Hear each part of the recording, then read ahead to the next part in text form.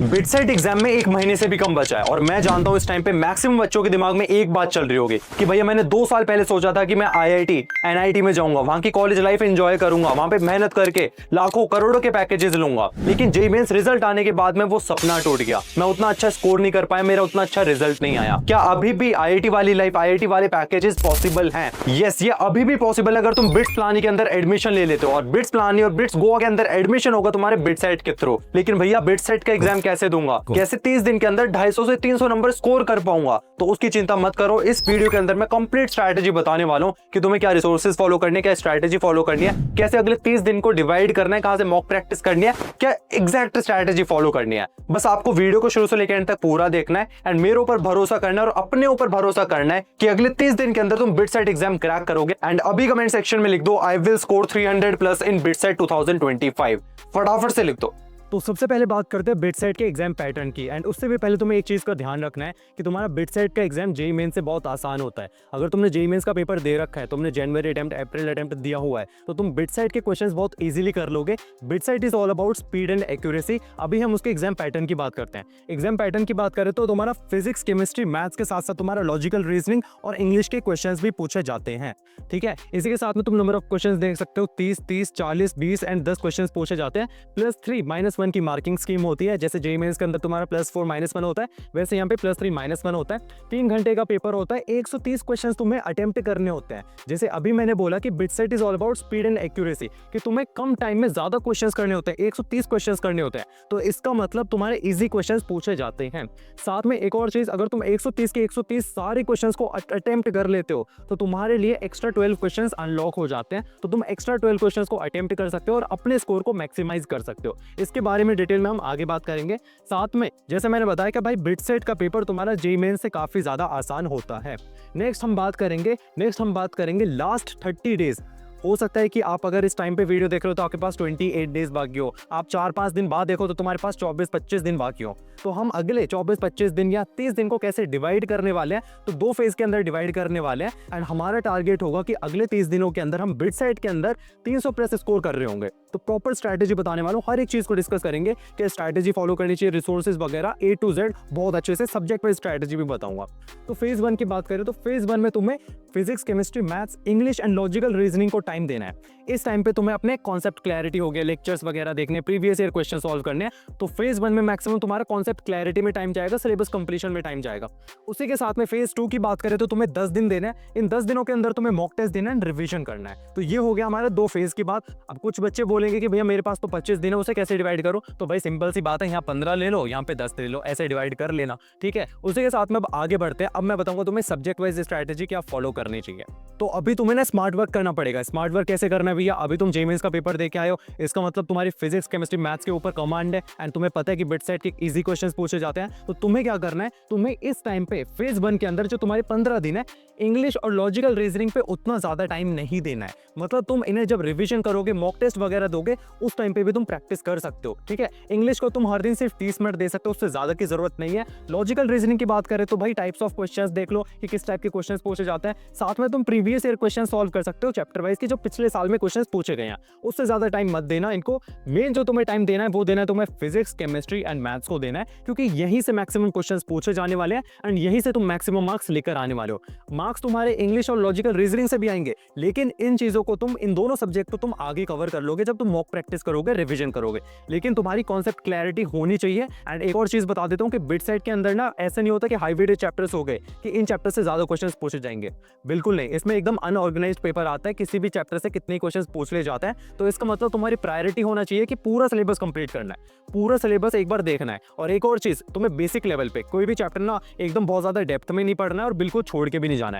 Basic level पे हर एक chapter को जरूर देख के जाना है। अब तुम्हें फिजिक्स की स्ट्रैटेजी बताता हूँ, फिजिक्स में कैसे तुम्हें अप्रोच करनी है। फिजिक्स में तुम्हें भाई मैक्सिमम क्वेश्चंस होते हैं तुम्हारे थ्योरेटिकल क्वेश्चंस होते हैं, फॉर्मुला बेस्ड क्वेश्चंस पूछे जाते हैं। तो भैया इसको फिजिक्स को कैसे अप्रोच करना चाहिए? तो सिंपल भाई, तुम एनसीईआरटी को फॉलो करो, या फिर तुमने जो जेईई मेंस के नोट्स बना रखे हैं उन्हीं नोट्स को अच्छे से रिवाइज करो, और साथ में चैप्टर वाइज बिट सेट के प्रीवियस ईयर क्वेश्चन जरूर सॉल्व करो। अब भैया ये रिसोर्सेज कहाँ से फॉलो करने, कहाँ से प्रीवियस ईयर क्वेश्चन सॉल्व करने हैं, ये मैं आगे आपको बताने वाला हूँ, ठीक है। तो ये हो गई हमारी फिजिक्स की बात। अब साथ में केमिस्ट्री की बात करें तो केमिस्ट्री भाई 80% क्वेश्चन, मानोगे नहीं, 80% क्वेश्चन केमिस्ट्री के एनसीईआरटी से पूछे जाते हैं। साथ में तुम्हें क्या करना है, प्रीवियस ईयर क्वेश्चन करने चैप्टर वाइज। अगर फिजिकल केमिस्ट्री की बात करें तो तुम्हारे भाई फॉर्मुला बेस्ड क्वेश्चंस पूछे जाते हैं। बिट साइड के अंदर फॉर्मुला बेस्ड क्वेश्चंस बहुत ज्यादा पूछे जाते हैं। मैं अगेन एंड अगेन बोल रहा हूँ कि ये स्पीड का गेम है, यहाँ पे कॉन्सेप्ट तुम्हारे चेक नहीं होते ना, कॉन्सेप्ट की डेप्थ चेक होती है। यहाँ पे बहुत बेसिक लेवल पे फॉर्मुला बेस्ड क्वेश्चंस पूछे जाते हैं। ऑर्गेनिक केमिस्ट्री में तुम्हारे जितनी भी एनसीईआरटी के अंदर नेम रिएक्शंस दी हुई हैं, जो हाईलाइटेड रिएक्शंस है, उन्हीं से मैक्सिमम टाइम क्वेश्चंस पूछे जाते हैं। इनऑर्गेनिक के लिए भी तुम एनसीईआरटी फॉलो करो, तो ये अप्रोच होगी तुम्हारी केमिस्ट्री के लिए। मैथ्स की बात करें तो तुम्हें पता है जेईई मेंस के अंदर जेईई एडवांस लेवल तक के क्वेश्चंस पूछे जाते हैं। वहीं पर अगर तुम बिट साइड की बात करोगे ना तो 70 to 80% क्वेश्चंस एनसीईआरटी से पूछे जाते हैं। तुम यकीन नहीं करोगे, तुम प्रीवियस ईयर क्वेश्चन पेपर उठा के देखना एक बार, तुम्हें सारा अंदाजा खुद पे खुद लग जाएगा। तो लेकिन मैथ्स के अंदर तुम्हें जो डिफरेंट बनाएगा बाकी बच्चों से, तुम्हें डिफरेंट कैसे बनना है मैथ्स में, जब तुम्हारी कैलकुलेशन स्पीड बहुत अच्छी हो जाएगी, ठीक है, तुम्हारे बेसिक्स बहुत ज्यादा स्ट्रॉन्ग होंगे, तो इस टाइम पे तुम्हें कैलकुलेशन स्पीड पे अपने पे काम करना है। साथ में एनसीईआरटी को फॉलो करो और अगेन प्रीवियस ईयर क्वेश्चंस आपको करने हैं। तो ये हो गया हमारा फेज 1, जिसमें तुम फिजिक्स केमिस्ट्री मैथ्स पे मैक्सिमम फोकस करोगे। इंग्लिश को हर दिन 30 मिनट दोगे, उससे ज्यादा नहीं। लॉजिकल रीजनिंग के previous year chapter wise questions करने हैं, उससे ज्यादा कुछ नहीं करना। अब यहाँ गौर करने वाली बात यह है कि तुम्हारा 80% बिट सेट का पेपर एनसीईआरटी से आता है, मतलब पेपर उतना ज्यादा टफ नहीं है। लेकिन अगर तुम कुछ सिली मिस्टेक्स कर देते हो और एक्यूरेसी पे ज्यादा फोकस नहीं करते हो तो तुम्हारे मार्क्स कटने के काफी ज्यादा चांसेस बढ़ जाते हैं। जिन बच्चों के 250 से 300 नंबर आते हैं वो एक स्मार्ट स्ट्रैटेजी फॉलो करते हैं। अब प्रॉब्लम आती है कि भैया बिट साइड में तो 1 महीने से कम बचा हुआ है, मुझे 300 प्लस स्कोर करके कंप्यूटर साइंस पढ़ना है, तो मुझे क्या रिसोर्सेज फॉलो करनी चाहिए, कहाँ से प्रैक्टिस करनी चाहिए। तो इस प्रॉब्लम को सॉल्व करने के लिए बहुत सारे बिटसेंस और टीचर्स मिलकर लेकर आए हैं फोडू क्लब। ये एक ऐसा प्लेटफॉर्म है जो खुद बिटसेंस ने स्टार्ट किया है। आज तक इनके 1000 से ज्यादा बच्चे बिट्स प्लानिंग में पढ़ रहे हैं। लाइक लिटरली बिट्स के फ्रेशर्स में 30% स्टूडेंट्स फोडू क्लब में ही थे। सो फोडू club BITSAT exam crack करने में तुम्हारी कैसे मदद करेगा, तो यहाँ पे तुम्हें मिलेगा lectures made by teachers with 10+ years experience. मतलब यहाँ पे तुम्हें रैंडम लेक्चर्स नहीं मिलेंगे, प्रॉपर वेल डिजाइन लेक्चर्स मिलेंगे जहाँ पे थ्योरी के साथ क्वेश्चन सॉल्विंग भी कराई जाएगी। लेक्चर्स के बाद में तुम्हें प्रैक्टिस करनी है, उसके लिए तुम्हें मिलेगा BITSAT focus DPPs chapter wise test. अगर तुम चैप्टर वाइज टेस्ट लगाओगे, क्वेश्चन प्रैक्टिस करोगे, तो ये तुम्हारा कॉन्फिडेंस बिल्ड करेगा। इसी के साथ में अगर तुम्हें मॉक टेस्ट देने, क्योंकि तुम्हें पता है कि बिट साइड का पैटर्न जेईई मेंस से एकदम डिफरेंट होता है, तो तुम्हें मॉक टेस्ट देना बहुत इंपॉर्टेंट है। तो तुम्हें यहाँ पे 28 फुल मॉक टेस्ट मिलेंगे विद एनालिसिस। यहाँ पे तुम्हें 20 पेपर मिलेंगे well design bit side mock test के लिए, and 8 papers memory based papers होंगे जो कि बिट्स स्टूडेंट्स के फीडबैक से बनाए, क्योंकि तुम्हें भी पता है कि बिट्स अपने पेपर रिलीज नहीं करता है। एंड इसी के साथ में तुम्हें यहाँ पे मिलेगा रेगुलर लाइव सेशन विद बिटसेंस, मतलब टॉपर्स अपना रियल एग्जाम एक्सपीरियंस शेयर करेंगे, पेपर अटेम्प्टिंग स्ट्रेटेजी शेयर करेंगे, स्मार्ट टिप्स देंगे, और ये सारे अपडेट्स तुम्हें ग्रुप पे मिलेंगे। और सबसे बेहतरीन चीज जो मुझे इसमें लगी, अगर तुम इनके क्रैश कोर्स से पढ़ के बिट साइड एग्जाम में 300 प्लस स्कोर कर लेते हो तो तुम्हारा पूरा पैसा वापस हो जाता है। या तो बिट्स प्लानी जाने का रास्ता मिलेगा या पैसे वापस, मतलब विन विन सिचुएशन है। और अगर तुम जे एडवांस की तैयारी कर रहे हो तो साथ में बिट साइड की भी मॉक टेस्ट दे सकते हो। इनकी तुम्हारी एडवांस के अंदर अच्छी रैंक नहीं आती है तो second attempt as a backup रहेगा। एंड इसके लिए तुम्हें कोर्स ज्वाइन करने की जरूरत नहीं है, टेस्ट सीरीज ही इनफ है। अब देखो चॉइस तुम्हारी है, या तो तुम खुद से सारी चीजें समझने की कोशिश करो, हाथ पैर मारो, अपना टाइम वेस्ट करो, या फिर तुम फोडू क्लब को फॉलो करो, इनका प्लान को फॉलो करो, जो कि 1000 से ज्यादा बच्चे फॉलो करके बिट्स प्लान पहुंच चुके हैं। सो लिंक डिस्क्रिप्शन में दिया हुआ है, यू कैन चेकआउट। नाउ अब बात करते हैं फेज 2 की। डे 15 से लेकर डे 30, मतलब लास्ट 10 से 15 दिनों के अंदर हमें क्या फॉलो करना है। देखो फेज 1 के अंदर तुमने मैक्सिमम थ्योरी पार्ट, कॉन्सेप्ट्स वगैरह, लेक्चर्स वगैरह देख लिए, वो सारी चीजें कवर कर ली।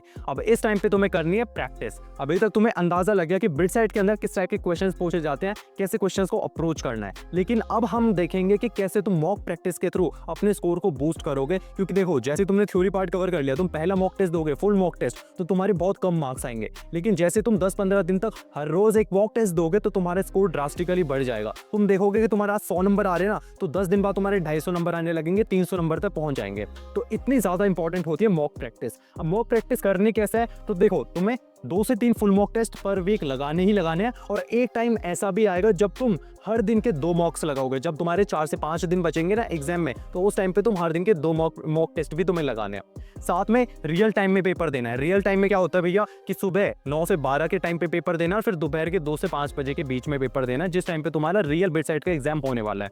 उसी के साथ में स्पीड एंड एक्यूरेसी का गेम है कि जितनी ज्यादा मॉक प्रैक्टिस करोगे तो ध्यान रखना कि ज्यादा एक क्वेश्चन पे स्टक नहीं होना है, ठीक है। क्वेश्चन अगर हो रहा है तो अच्छी बात है, नहीं हो रहा तो उसे स्किप कर दो। साथ में एक्यूरेसी पे ज़्यादा फोकस करना है, कोई कैलकुलेशन एरर नहीं करना है, सिली मिस्टेक्स नहीं करनी है। तो स्पीड एंड एक्यूरेसी में हाईलाइट कर रहा हूँ, ये बहुत ज़्यादा इंपॉर्टेंट है। बच्चे सिलेबस कंप्लीट कर लेते हैं, रिविजन कर लेते हैं, हर एक चीज़ कर लेते हैं, लेकिन जब एग्जामिनेशन हॉल में जाते हैं तो बहुत सारे क्वेश्चंस को गलत करके आ जाते हैं। तो तुम्हें मॉक प्रैक्टिस बहुत ज़्यादा अच्छे से करनी है, टाइम मैनेज अच्छे से करना है कि हर एक क्वेश्चन को 1 मिनट 1.5 मिनट से ज़्यादा नहीं देना है, उसी के साथ में वीक एरियाज पे फोकस करना है। अब देखो, तुम्हारा मॉक टेस्ट और रिविजन दोनों आपस में लिंक है, ये दोनों चीज़ें अलग अलग नहीं है। मैं बताता हूँ कैसे। तुमने मॉक टेस्ट दिया, उसमें आइडेंटिफाई किए कि यार मेरे वीक एरियाज ये है, यहाँ पे मैं गलतियाँ कर रहा हूँ। तो तुम्हें क्या करना है, ये लूप फॉलो करना है। लूप में क्या होता है, तुमने वीक एरियाज तुमने मॉक टेस्ट दिया, वीक एरियाज को आइडेंटिफाई किया, तुम अपने नोट्स को खोलो, नोट्स खोलोगे, उसे रिव्यू करो, उन्हें रिवाइज करो, लेक्चर्स वगैरह देख लो, प्रैक्टिस करो। अगर नोट्स रिव्यू कर लिया उसके बाद तुम्हें करनी है प्रैक्टिस करने के बाद अगेन तुम्हें मॉक टेस्ट देना है। तो ये तुम्हें फॉर्मेट फॉलो करना है, ये लूप फॉलो करना है। इस लूप के अंदर तुम्हारा मॉक टेस्ट दोगे, उसके बाद वीक एरियाज पे फोकस करोगे, नोट्स का रिवीजन करोगे, फिर से प्रैक्टिस करोगे एंड फिर से मॉक टेस्ट दोगे। इससे देखोगे कि तुम्हारे 5 से 6 मॉक टेस्ट के अंदर ही बहुत ज़्यादा मार्क्स बढ़ जाएंगे।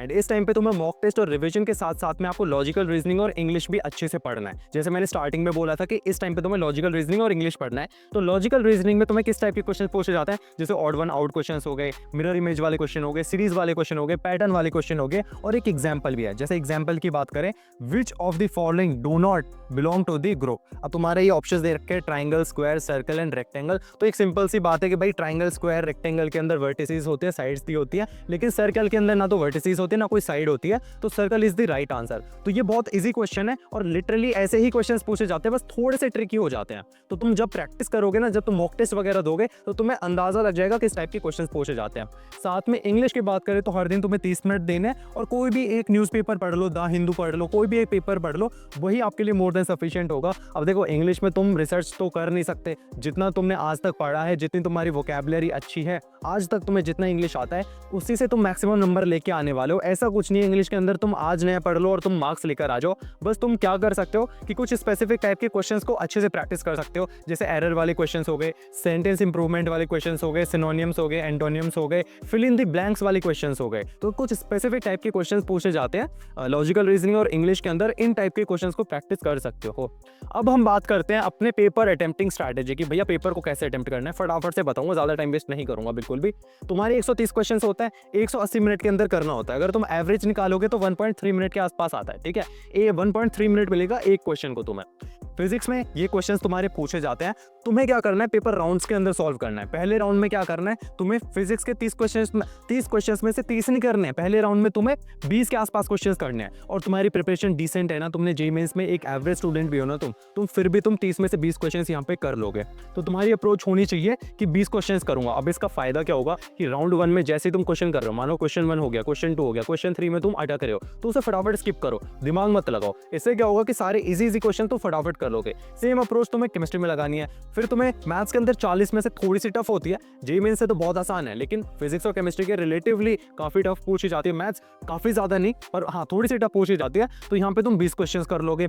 इंग्लिश की बात करें तो यहाँ पे तुम मैक्सिमम क्वेश्चन ट्राई करना, एंड यहाँ पे ना तुम क्वेश्चंस को मार्क फॉर रिव्यू नहीं डालना, ठीक है, क्योंकि इंग्लिश के अंदर जो तुम्हें आता है भाई वो आता है, ये मार्क फॉर रिव्यू करके क्या करोगे, ठीक है। मैक्सिमम क्वेश्चन ट्राई करो। एंड लॉजिकल रीजनिंग के अंदर भी तुम 17 से 18 क्वेश्चन कर लोगे अगर तुमने डिसेंट प्रैक्टिस कर रखी है।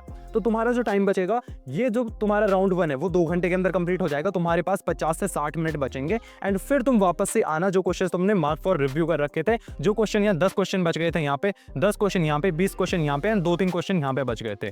तो ये जितने भी तुम्हारे 40 से 45 क्वेश्चन है, ये 1 घंटे के अंदर बाकी तुम्हें कंप्लीट करने हैं। जरूर थोड़ी ना कि तुम्हें 130 के 130 करने हैं, तुम थोड़े से कम मार्क्स करके भी अटेम्प्ट करके भी 250 से 300 नंबर तक पहुंच सकते हो और अपनी कंप्यूटर साइंस ब्रांच कंफर्म कर सकते हो।